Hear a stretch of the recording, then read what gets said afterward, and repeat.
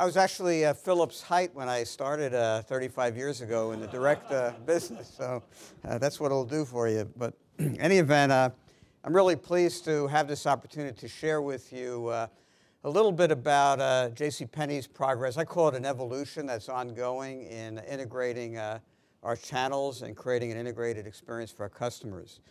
We haven't solved this by any means, but it is a high priority for the company from the CEO on down, and we're making progress. A little bit about the history of Penny's for those of you not familiar with us. We are a nationwide department store chain in the United States. We were founded 107 years ago, which in U.S. retailing says a lot in and of itself, and not a lot of survivors in that longer period of time in U.S. retail. We have almost 1,100 department stores across the United States, a little under $19 billion U.S. in sales, of which $16 billion of that comes from our stores. We are a store-based retailer. We have a $2.4 billion direct business, of which $1.5 billion is done online, jcp.com. And the remainder is a combination of our catalog business. We have a big book catalog business, and a program we call in-store referrals, which is basically our associates in the retail store placing orders over the internet-enabled POS devices in the store for sizes that we don't carry in the store, or a color that we're out of, or additional product. That's about $300 million business above the $1.5 billion that we do in the online store. We've been in the catalog business since 1963, so we've got a lot of experience in multi-channel retailing. A little bit about my background that I didn't include when I gave my bio to the Google folks was I actually started to dabble in interactive media at a very young age. Here I am, probably about 1960. 9 years old with my sister, and this is a TV program called Winky Dink, which is probably one of the earliest interactive trials, if you will. And what you did was you bought a kit in the toy store, which was a plastic film that you put over your TV set. It came with erasable crayons and an eraser, and basically you learned how to draw cartoons from watching this program. It was a great concept, but unfortunately a short-lived concept, because kids like myself, we just took out our box of Crayola crayons and didn't buy the toy, and basically drew right on our TV sets and didn't go over real well. Nevertheless, it was an early trial. But moving forward a little bit on jcp.com, we launched jcp.com in 1994, which made us the first department store online. We began to take secure online orders over the internet in 96. Back in those days, we used to consider the internet to be sort of a religion. Took a lot of faith, and it was nonprofit. Nevertheless, it was R&D and it was experimentation within the catalog division.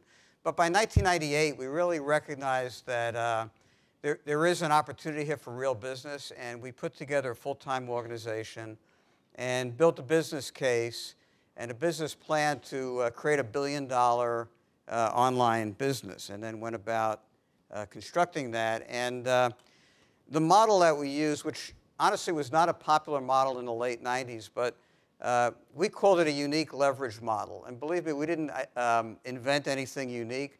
But what we did was we took a look at the strengths of the company and figured out how we can convert some of those strengths to assets for the internet, if you will. So, for example, the JCPenney brand, with its long heritage, is a very trusted brand.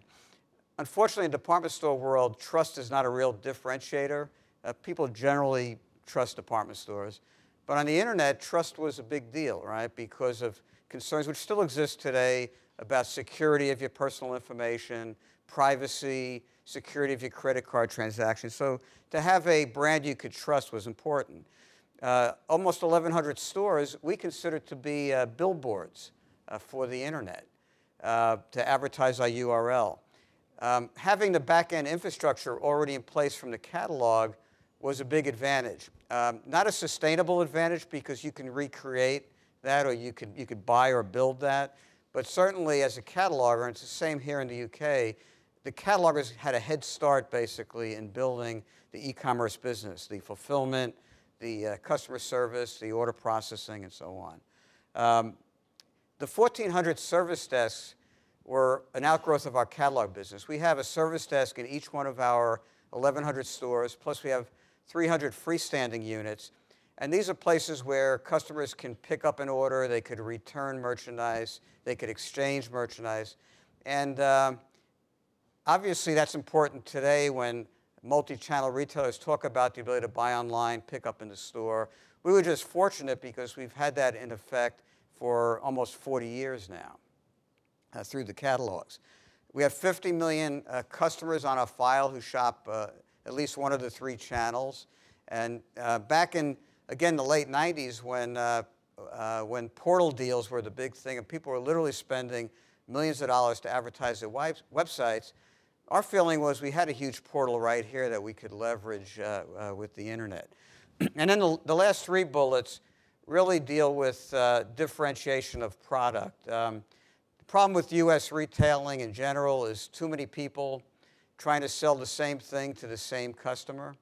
And the internet just compounds that because of the commoditization of brands, shopping price engine comparisons, shopping bots, and the concern of maintaining any kind of margin. Having a strong private brand program allows us to compete on price, have exclusive product, and maintain margins. So we have our own sourcing, design, technical design, product development teams. Basically, we do everything but manufacture the product. We outsource manufacturing, obviously, to factories overseas. So this is the growth trajectory, if you will, of JCP.com. During those earlier years, 1999, 2000, 2001, we invested heavily in the internet infrastructure. Now, at that time, there was no e-commerce platform, if you will, that you could purchase like a ATG or an IBM WebSphere. Everything had to be home built. Same thing with content management, at least to have something scalable for a billion-dollar business. So it was a big investment in those early years, but we began to leverage the investment in 2001, 2002, became profitable, and then really were able to turn on the growth once we had the scale that we needed. We actually hit the $1 billion 2 years ahead of plan in 2005, and then we began to rethink JCP.com. And we started to think about JCP.com beyond the e-commerce. And what does it really mean for our associates and for our customers? And we recast the entire vision of JCP.com going forward. Now, before I describe that vision, just a couple of other points. One of the things that led us to think about the vision of JCP.com as beyond the e-commerce, if you will, is the fact that beyond the amount of orders that we process every day through e-commerce, you know, off-peak, like let's say right now, we'll process 30,000 orders in a given day.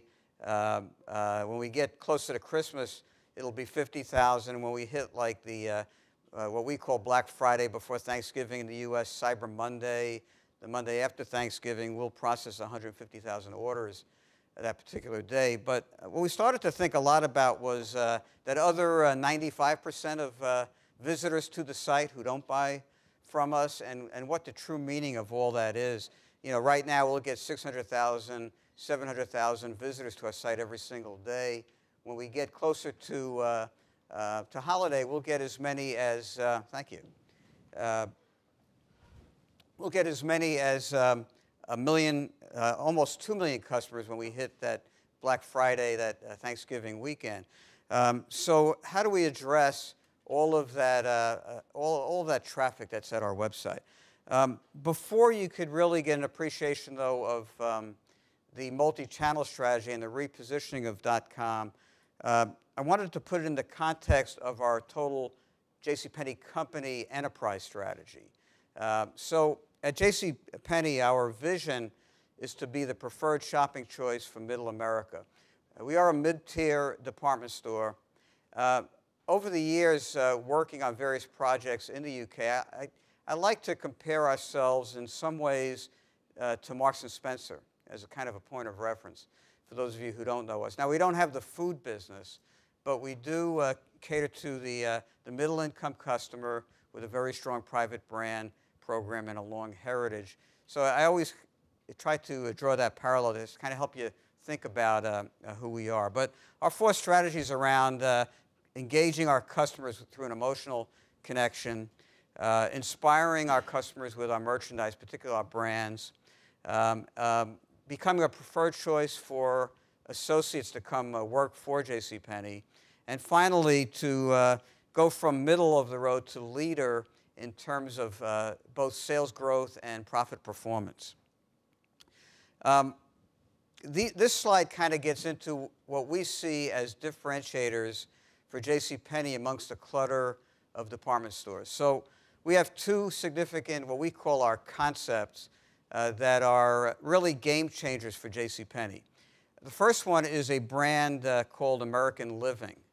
American Living is a brand designed for us by Ralph Lauren, and it crosses men's, women's, kids, infants, toddlers, home furnishings, decorative accessories, furniture.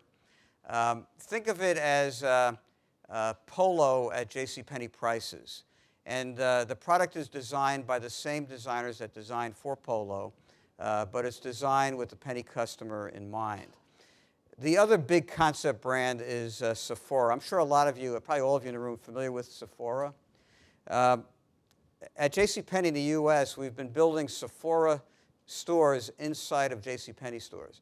We're up to about 150 of them so far, and they literally look, I should have brought a visual, they look like Sephora, except obviously smaller, more compact.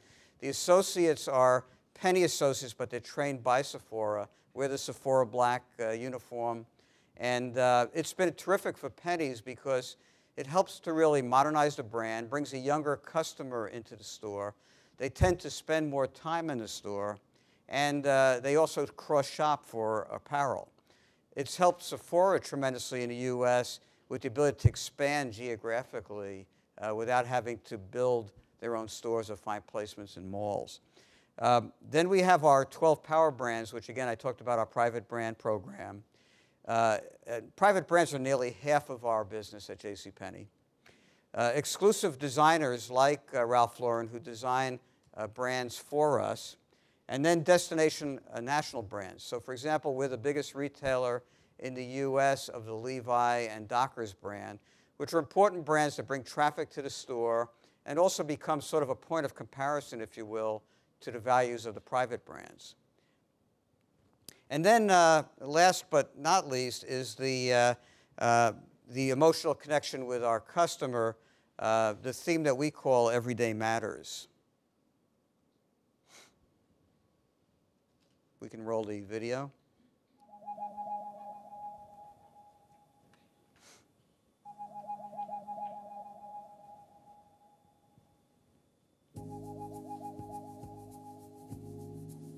Maybe it's the whirl of our busy lives that makes us lose sight of it.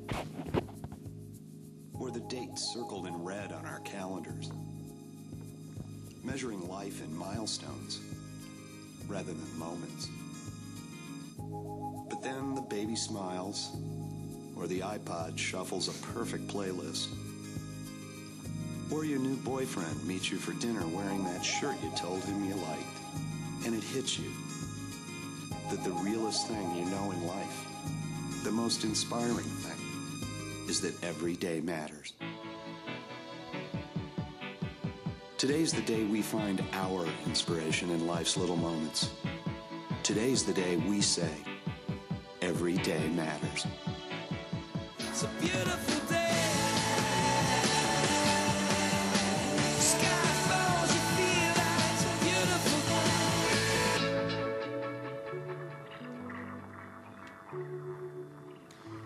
These are our 12 power brands, our private brands, and they cross categories. So for example, in housewares, we have our Cook's brand of housewares. We also cross various style preferences. So Worthington collection is career apparel for ladies with a more modern taste level. We also cross various demographic segments. So for example, the Decree brand is a brand for the high school and college age teen to 20-year-old. My life, my world, my Decree. Decree is a new lifestyle brand selling relevant and current fashion to young adults and teens. Decree is designed for 15 to 25-year-olds who are aware and connected to the world at large. They are empowered with a sense of ownership in all aspects of their life, including their personal style. They are innovative. Here today, better tomorrow. They are interactive by nature and techno-savvy. They seek experiences that will give them control and allow them to customize. At JCPenney, we've been always well known for our very traditional home furnishings product. But frankly, a real white space in our assortment was a more casual style of home furnishings. So last year, we introduced a home furnishings private brand as well called Linden Street. We could roll that video. It's hot cocoa on snowy afternoons. It's your cell phone and iPod in one spot, charged and ready to go. It's every day on Linden Street. JCPenney is proud to offer Linden Street, a complete collection of home furnishings, bedding and bath accessories, beautifully designed for ease of living and quality of wear. Coordinating styles with a multitude of choices, function and features with lifestyle in mind. It's a place for everything and everything in its place. Durable enough for the kids, enticing enough for company. Linden Street is classic, relaxed, and comfortable. And it's in every department that makes a house a home. It's every day on Linden Street. It's nice to be home.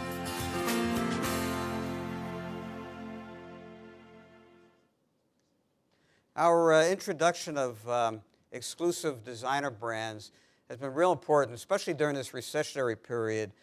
We've introduced a number of these designer brands, which really brings excitement and traffic to the store during what's otherwise a tough time, especially with us being a mall-based retailer, bringing that traffic back into the mall, because mall traffic is down. So brands like Nicole by Nicole Miller, Liz & Co., which is designed for us by Liz Claiborne, and I mentioned before American Living, which was launched at the beginning of last year for us by Ralph Lauren. We've got a short video.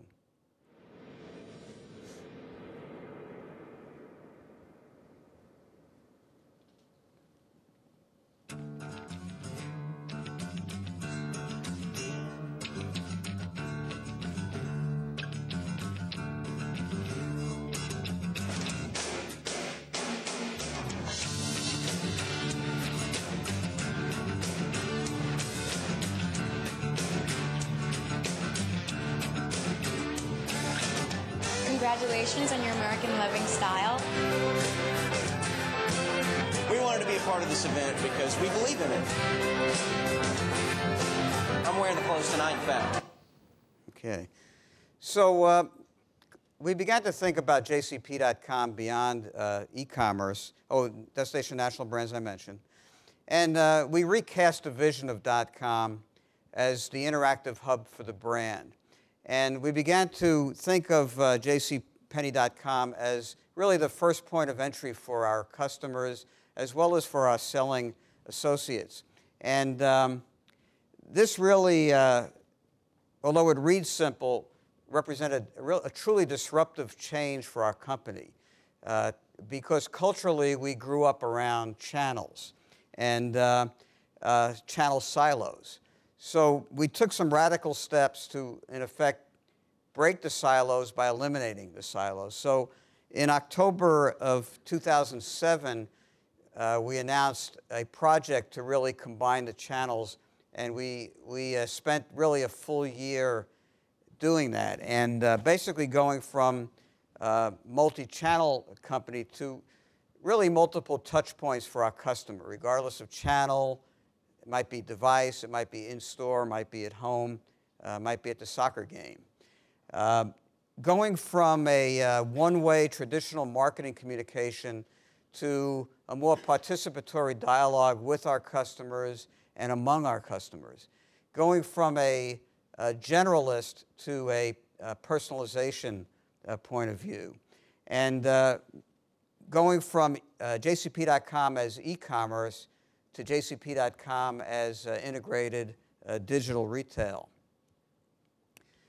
We went from two organizations basically to a singular enterprise organization.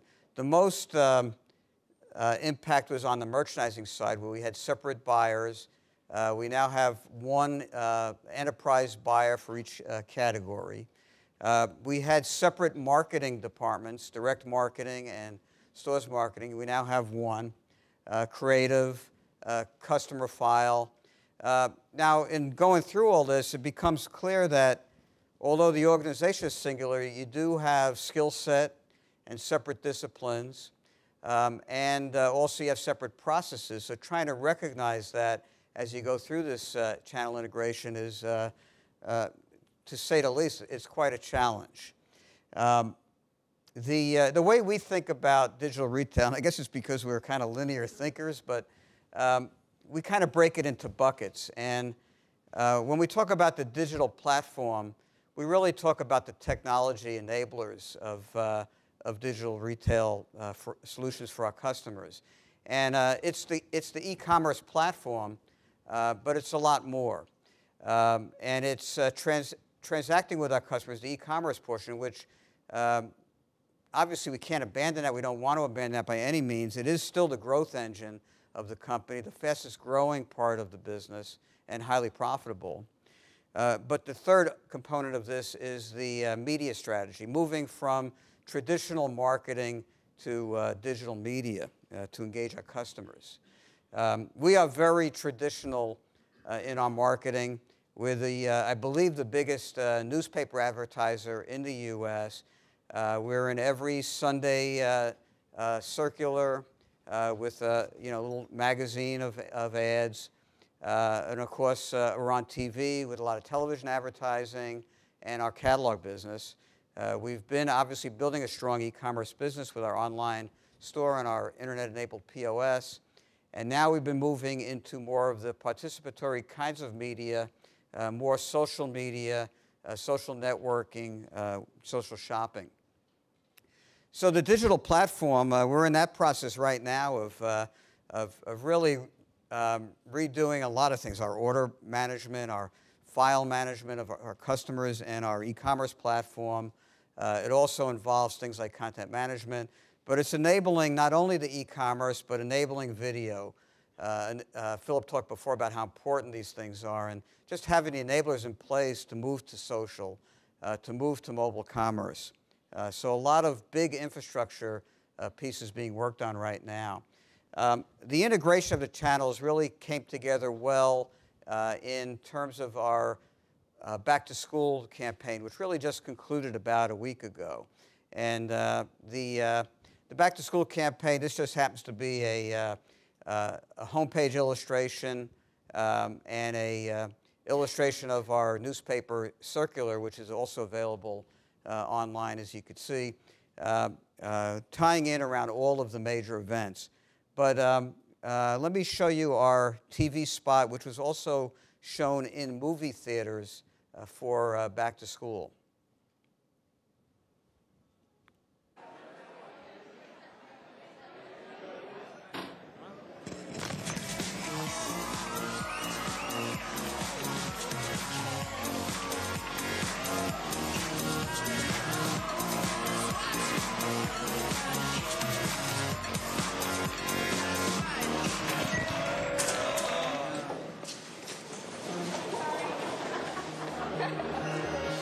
Schooled in style at JCPenney. So online, we wanted to create an experience that really reflected that overall campaign, but brought rich media into the website, and that's around the same theme of schooled in style, the cafeteria, the school setting. So we built this application. Now, what we did was we built an application on our teen page. We have a department for the teen within JCPenney.com. And in addition to that, a Facebook page, JCP Teen, where she could interact with us as well. And I think, let me show you the web version of that first. Okay. Basically, what we did here was to carry the same brands, the same theme as in the in-movie theater, on TV advertising, but used flash animation video to create a shopping experience at the same time.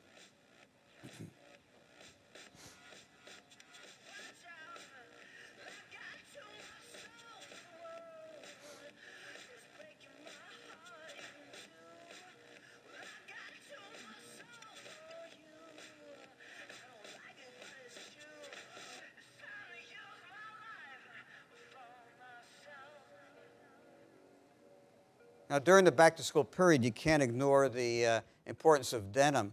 So we also built onto our teen page, as you scroll down through the site, a denim guide, which we also built it to be interactive, using video, using Flash.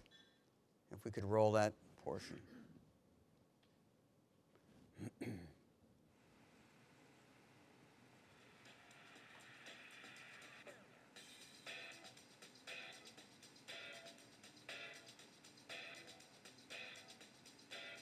Again, using the in-school theme, the consistency of model ID, and in this case, allowing the shopper to search through our various styles of jeanswear.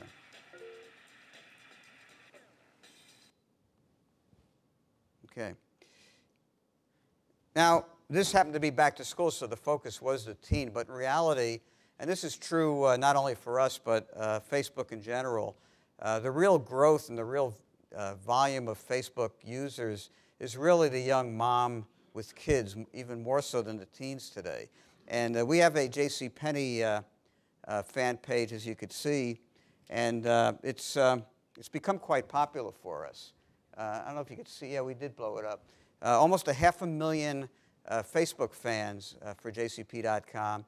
And we use the page to talk about new brands. We just launched last week Cindy Crawford Home Furnishings collection. So we have interviews with Cindy, and she talks about the brand, talks about herself. And of course, our associates are able, and our customers, to interact with us and with the brands. We also catalog all of these video interviews with our designers, as well as our ads on our JCPenney page on YouTube. And one thing we introduced last year at Christmas time, we actually created a video just for YouTube. It wasn't an ad. It wasn't placed anywhere else. It was purely for viral marketing purposes, to create buzz and word of mouth. And it was, the theme of it was Beware the Doghouse. It actually won awards for this one.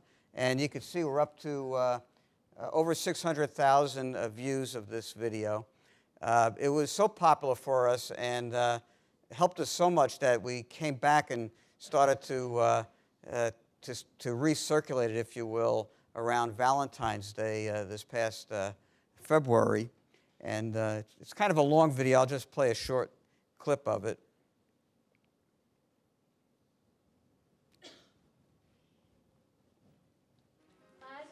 All right, here we go. Here it is. Okay. This is my anniversary gift? Yep. A vacuum cleaner? Dual bag. This is the best vacuum cleaner you'll ever have, baby.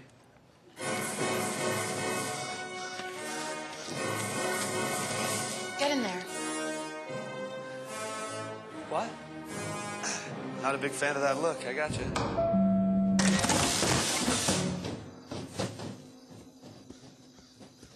New arrival in 5, 4, 3, 2, 1. What is this place? You are in the doghouse.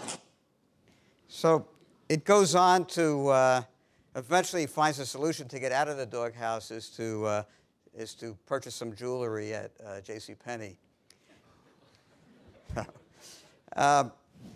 Can't talk about social without talking about ratings and reviews. We use Bizarre Voice for our product ratings and reviews. And frankly, we were late to the game to launch this. I used to say we were the only site without ratings and reviews, it seemed, for the longest time. But we finally did launch ratings and reviews. And talk about an important technique for conversion. These are so powerful. It's amazing that our customer would rather listen to a complete stranger give advice than to our own expert copywriters, if you will. No offense to anybody in the room, but the power of the community. And our biggest challenge with ratings and reviews is we don't have enough of them. Because what we're finding is, obviously, positive reviews improve conversion, but even negative reviews are better for us than not having reviews. And what we're trying to get in place now are trigger emails so that we can go talk to the customer post-purchase and entice her to provide a review for us. And again, we're a little bit behind, but we're so happy we have this. And we plan to add other elements of social onto the site itself, working with Bizarre Voice, things like stories where customers could tell stories about your brand, ask and answer where customers can ask each other or ask us questions about product.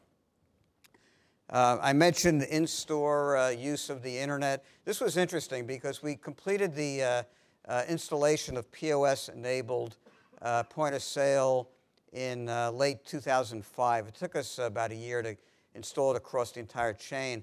The main reason were the referral sales that I talked about earlier, so that the selling associate could order that missing size. But what we didn't expect, what the selling associates told us they liked most about internet access is they said they felt smarter. They felt more empowered because they have more brand and product knowledge. So they could really interact with the customer using the web for more detailed product information. And we continue to experiment with other in-store devices as well. This is in just a handful of stores right now, an interactive kiosk display. I call it a giant iPhone, actually, is what it looks like. But it's very visual. It's all touch screen. It has that device off to her right is a scanner for price check and things like that. It has our best items from JCPenney.com. And it has a lot of other in-store activities available. And we mentioned mobile commerce. Philip talked about it before. Now, we've done mobile marketing campaigns through our agency in the past for Christmas, for back to school. But we just launched 2 tests in mobile commerce, literally in the last 2 weeks. The first one is a mobile coupon campaign in which we're only doing this in one small district in the Houston, Texas area. We put the necessary hardware in those stores where a customer can, they get these coupons from a site called Cellfire, which is an iPhone app. It's a mobile app which has couponing. We're on there. They get this coupon. They bring it into the store. They could hold up their mobile device to the POS, and the coupon is scanned in. They get that discount. The other one next to it, we just launched literally last week our iPhone app, and it provides the customer with the latest deals each week and latest activities going in the store. Literally, just the app just came available about a week ago. So a lot going on, a lot of change. It's very challenging change, but it does take a lot of commitment from the very top. If we have a few minutes for questions, I'll gladly take them. I did want to make mention of one other thing, and that is shop.org, which, if you're not familiar with shop.org, it's the world's leading membership community for digital retailers. And I currently chair that organization, which I'm proud of because it's really helped the Penny Company in terms of our growth in .com. And the way I like to think about shop.org, it's networking, it's best practices, it's a lot of case studies. We're known for 4 events. In fact, next week in Las Vegas is the annual Summit event, which is our big one. But we also produce research through that organization. State of Retailing Online is like the industry benchmark, if you will. It's produced for us by Forrester, and that comes out actually 3 times a year. We also do a lot of other activities over internet, we have blog, website. I encourage you to take a look at the shop.org website.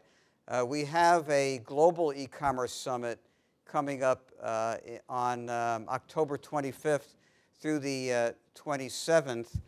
We had our first global summit last year in Amsterdam, and it was very successful. A lot of excitement, buzz, bringing the community concept of digital retailers into the EU. It was a lot of fun, a lot of great speakers, and I think this year we plan to try and outdo that one. So go to the website, take a look at that, if you will. And if there is time remaining, I'd certainly love to entertain any questions you might have. There's one right here. Thank you. Great presentation, Richard. Just wanted to know when you implemented the video on the site, could you tell us what increase that had on conversion rates? Okay, so it's I'll be honest and tell you that we introduced video on the site before we introduced the measurement, okay? Because we knew we had to do it, you know. Now, since we've had it up, we actually the back-to-school video is now our 3rd video on the site. And we have our 4th one up there now for the launch of our new home furnishings brand. And we now have begun to be able to measure the lift in conversion from video, and we are seeing some lift. I'm not going to say it's nearly as significant as the 7% that was talked about earlier by Philip, but we are seeing lift. What I can't tell you yet is, because we just didn't build it into the application, is specific product links. You know, for those who are converting, how are they really using it, which is what I really want to get at so that you can improve it. You know, we know we get a lift overall, but is she going through product by product? Is there something to do with the sequence of product? So for the next iteration, we're going to have about 8 of these this year. The next one will be able to actually measure down to the click in terms of where on that video we're getting that conversion from. So it's helping. It's still so early. It's hard to say, but the great thing about the internet is you can develop the kind of tools and measurements to get closer and closer to that customer and how she's behaving with it. So that's a real good question. Yes? Yeah, you made a fascinating observation that negative reviews are better than no reviews. Yeah. Can you just give a bit more color on that? Yes, I'd like to. And I say that for a couple of reasons. One is sort of the internal process. So through those negative reviews, we've been able to improve product, for one thing. So particularly where it's our own brand. So our product development group reads these reviews as much as the e-commerce group does. A lot of times we've found that it's really not a product issue as much as it is a product description or a product image issue. And by making an adjustment to the product on the site, we can find a lot of times it's just something as simple as terminology, that we're not talking about the product the way the customer does. But on the consumer side, what we found is that in some cases, what we're finding is the customer interacts more with the reviews themselves than the ratings. And oftentimes, if a customer is considering a product because it fulfills a particular need, and if there's no reviews, she's kind of neutral, you know, almost leery of the product, if there are negative reviews, she does read those negative reviews. And what we found is sometimes the negative review is not the factor that she was looking for in terms of that purchase. So it might be a negative review about the use of a product that she wasn't really interested in. So for example, I bought this product for work, but it's a little bit, it's more casual than I would have thought. Now clearly if the customer's buying it more for casual sportswear, that kind of comment may even enforce the fact that that's really what I need. I really wasn't looking for a career. So it's kind of an interesting thing. Clearly the lowest response seems to come when you have equivalent product, but without reviews. It's been very interesting. In some cases, the merchant's first reaction to negative review is take the review off the site, which of course we won't do. Second reaction is just ignore it, which we won't allow that either. But little by little, they're kind of beginning to learn that this is very valuable information for the entire organization. So, like I said before, the challenge is to get more of it. Other questions? Yes. I'm impressed with a lot of the developments that we've seen in their reputation. I'm equally keen to understand how your search marketing is developed alongside all of that. Okay, so it's interesting because over the years, as far as our online marketing, we've deployed a lot of different programs with a lot of different companies. It's really evolved to the fact that in many cases, online marketing is Google. And Google drives, at least in the US, so much of our, particularly our acquisition strategy. Email on the retention side and acquisition is Google. And it's primarily still, it always was, it still is, search on your brand, which people just use Google for navigation. So that's the key one. The second is search on the brands that we described, the private brands. And then third is all those other keywords. I wouldn't say we're in the millions, but we buy an awful lot of keywords. And what we started to do now is to buy additional search terms to support retail store initiatives as well, because again, it's this whole idea of integrated multi-channel retailing, even on the search side, is well beyond just e-commerce. So, with that, I thank you for your time this morning.